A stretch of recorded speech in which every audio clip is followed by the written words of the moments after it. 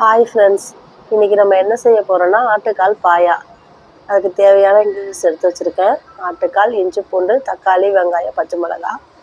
மேலே உங்களுக்கு ஒரு ஆட்டுக்கால் போட்டு வெந்நீர், தண்ணி, மஞ்சத்தூள், உப்பு, இஞ்சி பூண்டு போட்டு கொதிக்க விட்டுருக்கேன். அது கொதிச்சிட்ருக்கு.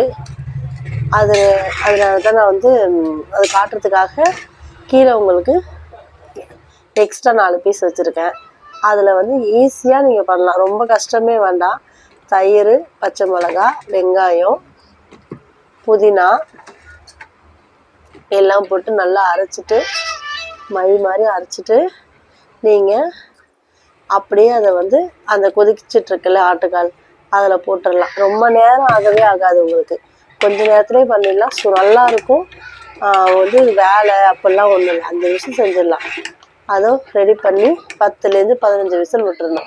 நீங்கள் விட்டுட்டு பாருங்கள் எண்ணெயோடு எப்படி அழகாக சூப்பராக இருக்குன்னு. இதுக்கப்புறம் தேங்காய் கலந்து நம்ம இன்னும் கொஞ்சம் கொதிக்க விடணும்.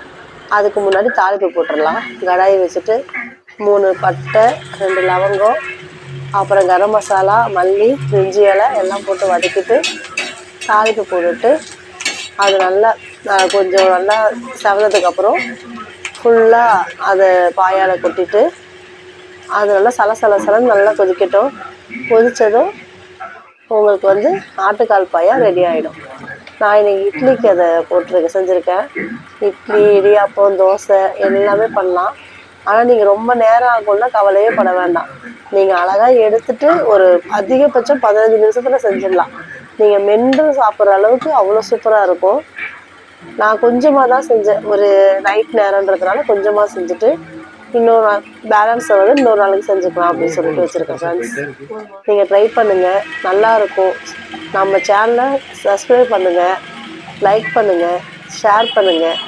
எல்லோரும் இன்றைக்கி ஆட்டுக்கால் பாயா இட்லி சாப்பிட வாங்க.